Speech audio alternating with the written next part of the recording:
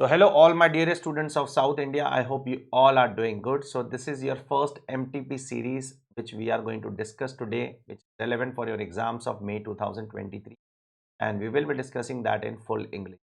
The Hindi version is already uploaded on my channel. You can go and check over there if you want to check the Hindi version. Okay.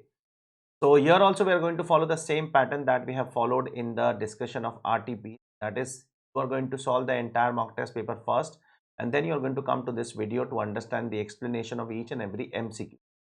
We are going to discuss only the MCQs part over here, not the descriptive part, because the descriptive part is anyways given as a solution by the ICI. But for the MCQ part, ICI does not give the reasoning, and that is the reason I am here to explain you the reasoning of each and every point which are there in this MCQ session. Okay. So without wasting any further time, let us start with the first MCQ, and that is a case scenario which is there in front of us. And this entire case scenario is based on an investment fund. Let me give you an example over here. What is the investment fund over here? There are two investment funds over here, investment fund 1, investment fund 2. And in case of investment fund, what happens? We need to identify which income is taxable in the hands of the investment fund and which income is taxable in the hands of the investor.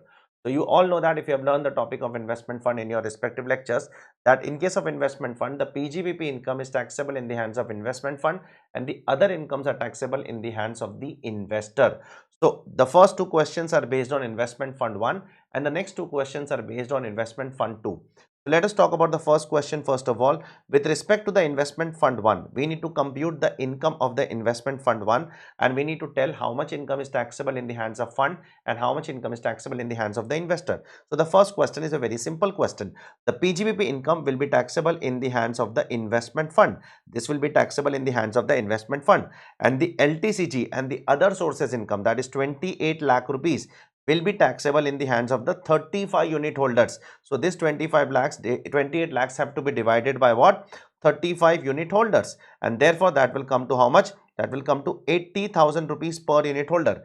Therefore the answer to the first question is 14 lakh will be taxable in the hands of the investment fund and 80,000 will be taxable in the hands of each investor, multiply by 35 investors. Okay, so the first question answer is 14 lakh taxable in the hands of investment fund and 80,000 is taxable in the hands of the unit holder. So this is the answer to the first question. Let's move on to the second one now. Let's move on to the second one. What is the applicable rate of tax for the investment fund 1? Now, generally, what is the tax rate for an investment fund? We have done that in the class. For an investment fund, if the investment fund is a company or a firm or an LLP, if it is a company, firm or LLP, firm will include LLP also. Firm includes LLP under income tax law. So if an investment fund is a company or a firm or LLP, then the normal tax rate will be applicable to the investment fund. Normal tax rate means what? The company's tax rate might be 25%, might be 30%, and the firm and NLP's tax rates will always be 30%. And if the company is other than, if the investment fund is, if the investment fund is other than company, firm or LLP, then MMR will be taxable. Now here the first investment fund is LLP. Therefore, the tax rate applicable to the LLP investment fund which is an LLP will be 30%, subject to what? 4% tax, and it will be liable to pay tax on its income. Which is its income? Because only 14 lakh is taxable in the hands of the fund, remaining 28 lakhs is taxable in the hands of the investor. So on 14 lakhs, the fund will pay tax at the rate of 31.2%. Is it clear to everyone? I hope it is clear to everyone. Now let's move on to the third question. Now we need to compute the income of the investment fund 2 and the investors. Okay. So now investment fund 2 has what? Investment fund 2 has some losses over now. There is a business loss of 10 lakh. So first investment fund will set off this business loss against IFOS. So it will set off this business loss against this IFOS, and this 4 lakh business loss it will carry forward. Okay, this business loss it can carry forward in the next year and it can set off against the business income of next year. This 4 lakh business loss it can carry forward and set off against the business income of the next year. Now what about this long-term capital loss? Now this long-term capital loss it can be passed on to the investor. Sir, why? Because the investors are holding units for more than a year. So be remember, other losses, the PGBP losses will be carried forward and set off by the fund only, but other losses can be given to the investors if the investors are older than 1 year. If the investors are holding the units for at least 1 year, then you can pass on the units to the, you can pass on the losses of CG and IFOS and HP to the investor. So here the investors are holding the units for more than 1 year. Therefore, you can pass on this loss of 20 lakhs, which will be divided amongst 50 unit holders, that is 40,000 per unit holder. You can pass this loss to the investor. Therefore, what is the conclusion of investment fund 2? Investment fund 2 will do what? 4 lakh loss will be carried forward, and this 40,000 loss per person per unit holder will be given to the investor. Okay, you can check the answer to the third question. 4 lakh loss. The answer to this question is C. The 4 lakh business loss will be carried forward by the investment fund, and the 40,000 loss, how it came? It came as 20 lakhs divided by 50 unit holder. This 40,000 loss will be carried forward by each and every unit holder. You can check it over here. Okay. Now let's move on to the answer number 4, that is MCQ number 4. Now this MCQ is about future. It is about next year. What is going to happen in the next year? In the next year, that is 23-24. Suppose the investment fund has a business income of 15 lakhs and long-term capital gains of 25 lakhs. The total income for AY 24-25, that is next year. Now remember, long-term capital gains will be taxable in the hands of the investor. Forget about that. We are not interested in investment. We are not interested in the investor's income. We are interested in the fund's income. The fund income is only going to pay tax on PGBP. Now the fund's PGBP for the next year is 15 lakhs. But from the last year, there is a loss which is coming of 4 lakhs.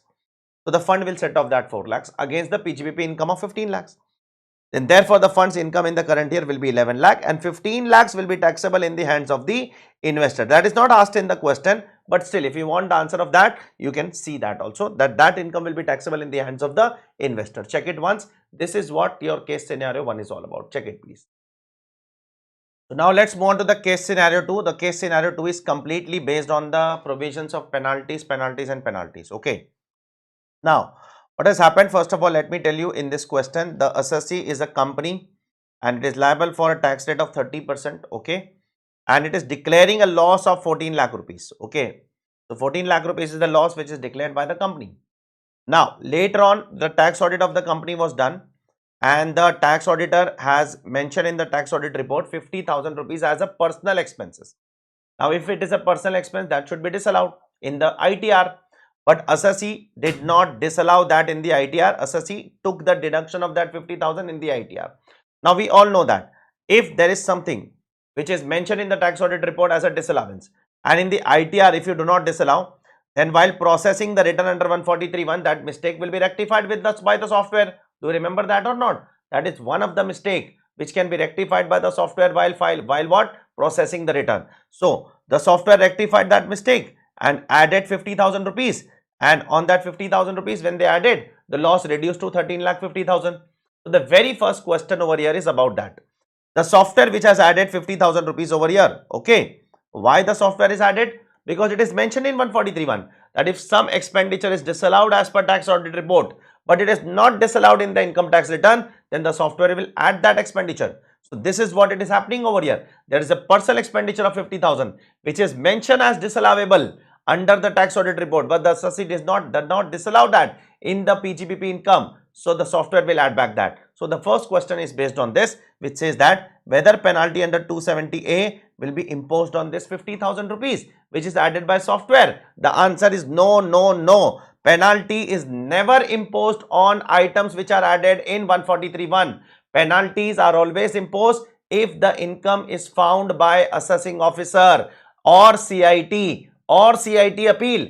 If the income is added in a 143(1) processing of return, on that addition, penalty is never imposed. Penalty is imposed on what item? Income assessed minus income processed. That is under reported income. So whatever income is added back while processing the return, like this 50,000 rupees, will not be subject to penalty. So this is what your question number 5 is all about of this particular MCQ. Okay. Now the next question is about what? Next question is about purely about computation. What is the penalty leviable under 270A as a consequence of assessment under 143(3) if the additions were not on account of misreporting? So if it is not misreporting, then the penalty will be 50%, and if it is misreporting, then the penalty will be 200%, as you all know. So in 143(3), how much income was assessed? So in 143(3), the income assessed was 10,50,000. So how to compute the underreported income? The formula of underreported income is very simple. Income assessed. Assessed income minus income processed. So how much is the assessed income? Assessed income is 10,50,000. Positive or negative? Negative 10,50,000. And processed income is negative 13,50,000. So check over here. Income assessed is 10,50,000 negative. And income processed is 13,50,000 negative. So this will become negative, negative become positive, and therefore the answer will come to 3 lakh rupees positive. So 10,50,000 is negative, minus of 13,50,000 negative will become 3 lakh positive. Now in case of losses, you have to compute tax directly. You don't have to do all those long exercise of computing tax. In case of losses, you have to compute the taxes directly only. Directly means directly compute tax on 3 lakhs. Tax on 3 lakhs will come to 93,600. How much? 31.2% tax will come to 93,600, and it is a case of underreporting, not misreporting. So 50% penalty will come to 46,800. Check it, please. Is it clear? The penalty is 46,800 rupees. Shall I go ahead? The formula is very simple. Income assessed minus income processed. So assessed income is 10.5 lakhs negative, and processed income was 13.5 lakhs negative. So this became 3 lakh positive, and in case of losses, directly compute tax. You don't have to do a long exercise. Okay. Let's move on to question number 7, MCQ number 7. What is the penalty leviable under 270A at the time of passing of order of assessment under 147? Okay, so now there is 147 assessment. So in case of 147, what has to be done? The underreported income is nothing but income assessed under 147 minus income previously assessed. So how much is the income assessed under 147? It is 2 lakh positive. And how much was the income previously assessed? It was minus 10.5 lakhs negative, right? And therefore 2 lakh minus of minus 10.5 lakhs will become 12.5 lakhs, and therefore this will become your underreported income. Yes, this is how you compute income. This is how you compute underreported income if your income was previously assessed. So you compare 147 with the previously assessed amount. So that comes to 12,50,000. Again, you have to compute directly tax on 12,50,000, 31.2%. Direct. In case of losses, you have to directly compute the tax. You don't have to follow that long exercise of tax on something plus something minus tax on something. Don't do all those things. All those things are to be done when the income is positive, when the income is negative, when the loss is reduced, or the loss is reduced to such extent that it has become a positive income. In both the cases, you have to directly compute tax at the rate of whatever is your underreported income, compute tax on that. So on 12,50,000, 31.2% will come to 3,90,000, and on that year it is a misreporting of income case. So for misreporting, I have to take 200% penalty, and therefore the answer will come to 7,80,000, which is 200% of 3,90,000. Check it, please, all of you. Is it clear? Is it clear? I hope it is clear. Good questions. Question number 8. Assuming that the additions made under 147 are not on account of misreporting. Assume that it is not misreporting. It means it is the case of assume 50% case. Assume that it is not misreporting. Assume that it is 50% case, but only on account of underreporting. Z seeks to claim immunity from imposition of penalty under 270 and prosecution under 276C. So Z wants immunity. Immunity from what? This 50% penalty. Okay. By filing an application in this regard before the AO. What are the other conditions that needs to be satisfied by Z in this regard? Now Z has to read section 270AA for that. First of all, in section 270AA, the AO can give you immunity from penalty and prosecution, but he will only give you penalty immunity only of 50% cases. He will not give you penalty of 200% cases. 200% cases penalty AO cannot give you. It does not have the power, and that is the reason the very first assumption which is made in the question is assume that it is not on account of misreporting. First, assume that it is not on account of misreporting. You have to assume that. Okay, we have assumed that. Yes, we have assumed. So you should not assume that it is on account of if it is on account of misreporting, 270A is not 270AA is not possible. 270AA is only possible in case of 50% case, not in case of 200% case. Now the assessee has made an application. What else assessee has to do? He has to do two more things. First of all, he has to pay tax and interest within the period specified in the notice of demand. He has to make that is within 30 days. The period mentioned in the notice of demand is 30 days. So he has to pay the tax and interest within the period of 30 days from the notice of demand, when the notice of demand was served to him. And along with that, he should not prefer an appeal. He should not file an appeal against this 147 order. These are the two conditions which he has to fulfill. Rest of the points are not relevant. Rest of the points are not to be fulfilled by the SSC. He has to, in section 278, this point is mentioned, this point is mentioned, and therefore answer to this question is point number 1 and point number 4. Check it, please. Okay, I hope it is clear. Now, one last question over here, which is based on case scenario MCQs.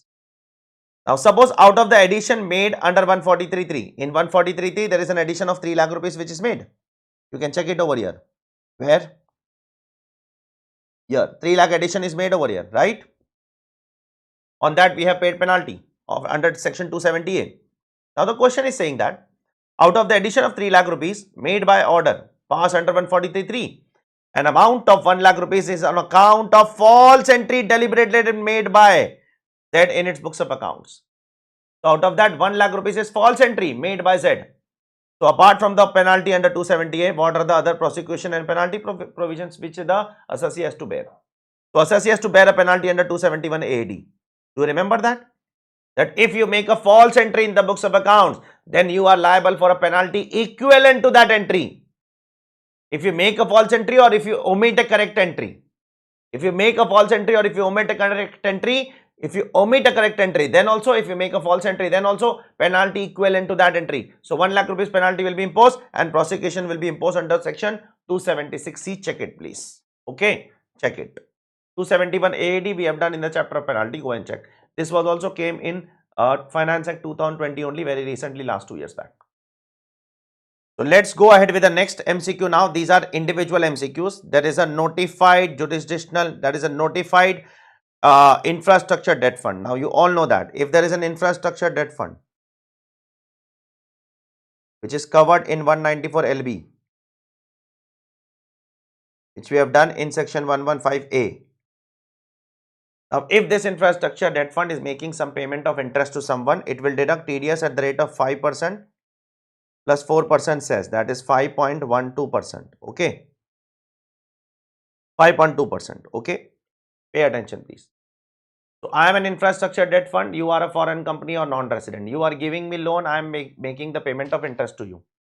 How much TDS is applicable? 194 LB. 5% plus 4% says 5.2%. But if the other person is in NJ, if the other person is in notified jurisdictional area, then it is not 5%. Then it is 30% plus 4%. That is, it is 31.2%. So you have to be very careful. Here you are making payment to 2%. First, you are making payment to a foreign company which is located in a normal country. So in that case, you will deduct TDS at the rate of 5% plus 4% says that will come to 5.2%.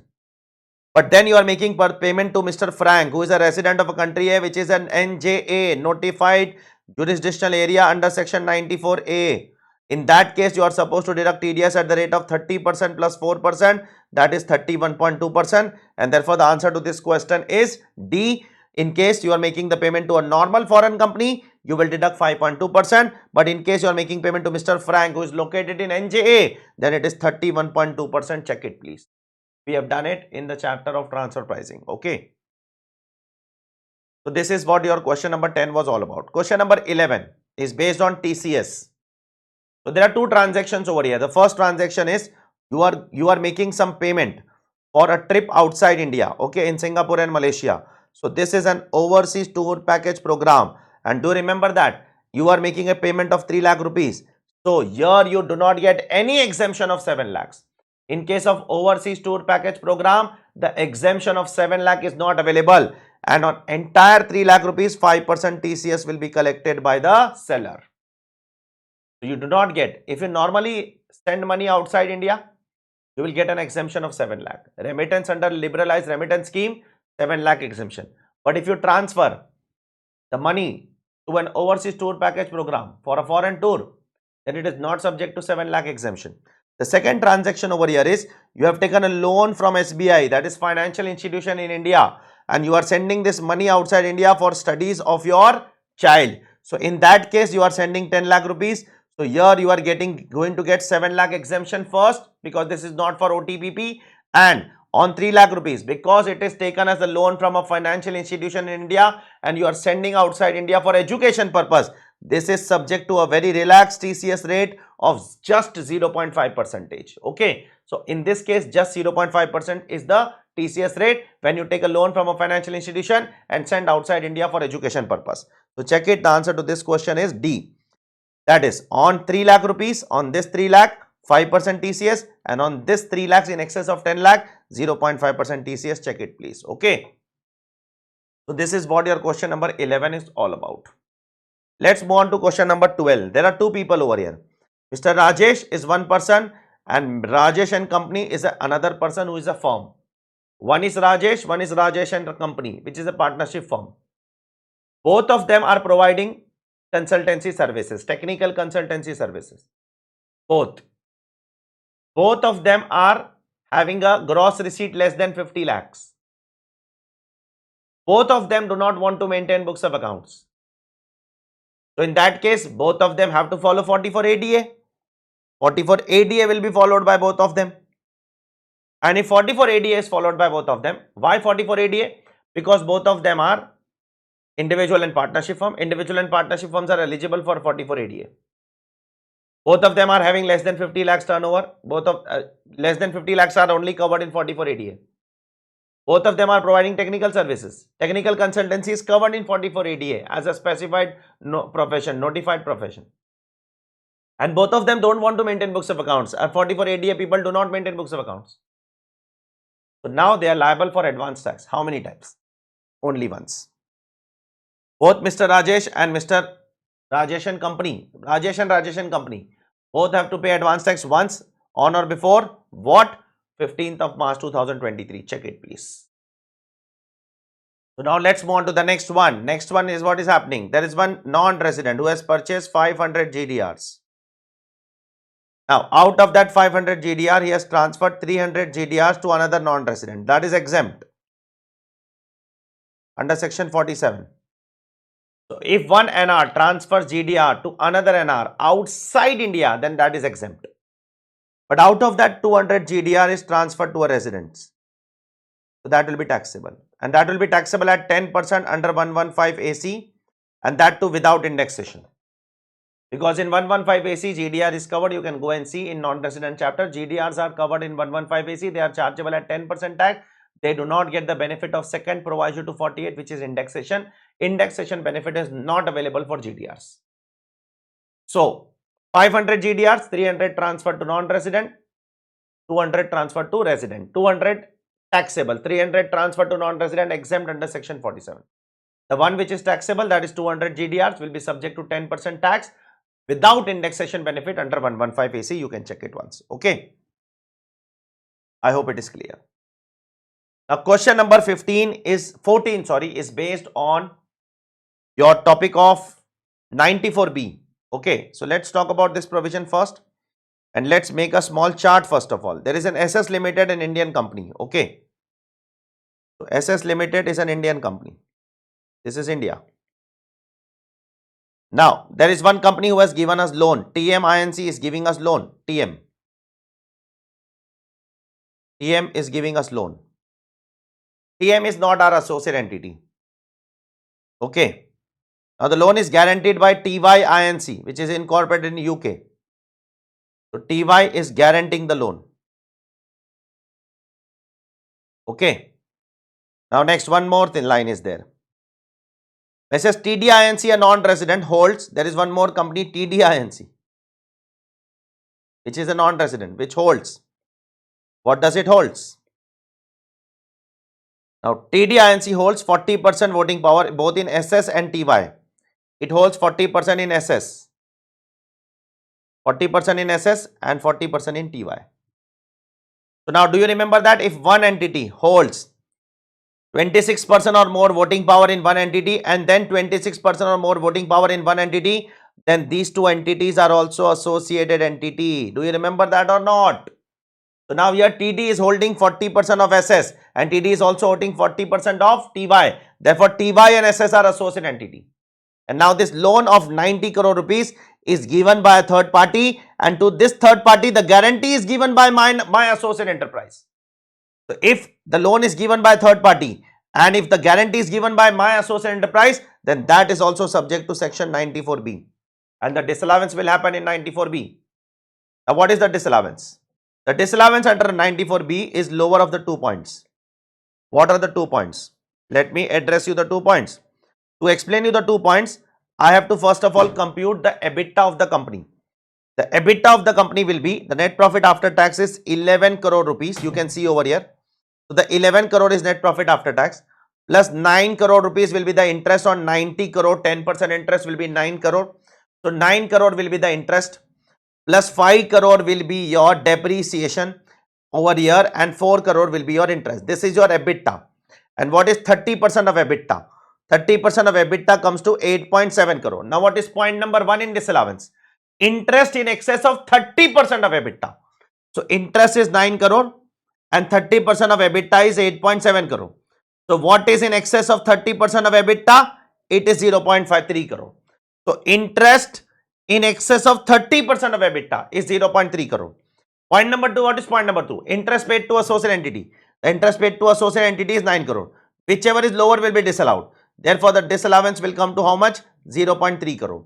So out of 9 crore, total interest paid is 9 crore. 0.3 crore will be disallowed. Therefore, how much will be allowed? 8.7 crore will be allowed. And therefore, the answer to this question is point number B. Check it, please. Check it, check it, check it. The answer to this question is point number B. How much will be allowed? 8.7 crore will be allowed because 0.3 crore is disallowed. Point number 1 is interest in excess of 30% of EBITDA. Interest is 9 crore. 30% of EBITDA is 8.7 crore. So interest on in excess of 30% of EBITDA comes to only 0.3 crore. So point number 1 is 0.3 crore. Point number 2 is interest paid to associate enterprise, that is 9 crore. Then whichever is lower, that is 0.3 crore will be disallowed. So out of 9 crore, 0.3 crore is disallowed. Therefore, 8.7 crore is allowed. This is the answer to question number 14. Okay. Now, one last question over here. Question number 15, which is a question on tax calculation. Pay attention, please. Pay absolute attention. Now, in this question, the assessee is earning the following income. First of all, assessee is earning long-term capital gains on sale of land. Then short-term capital gains on sale of listed equity shares, which will be subject to 111A.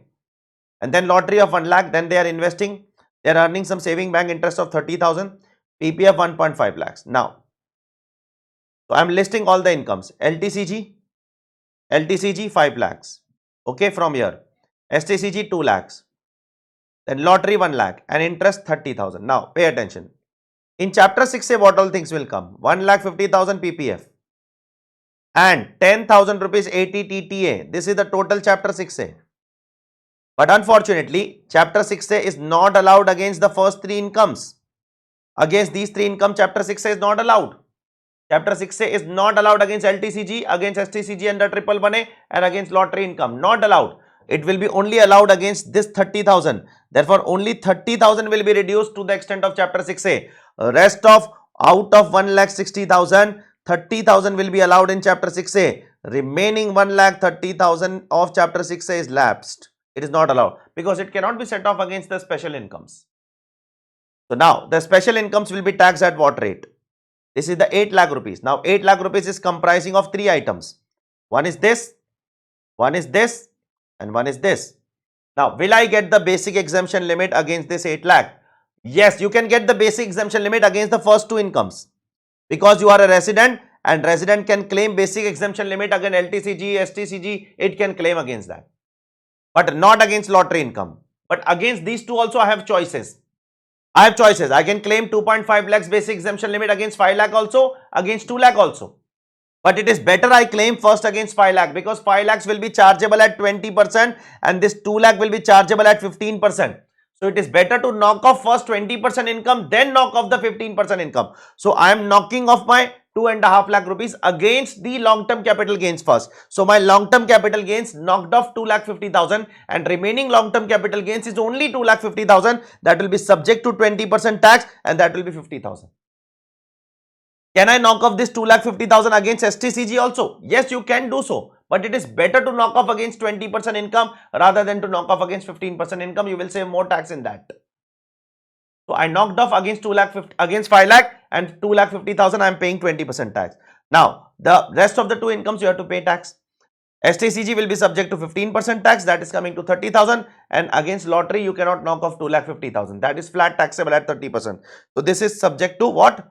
30% tax. So your total tax is coming to how much? 5 lakhs minus 2 lakh 50 basic exemption. So on 2 lakh 50, 20%, 50,000.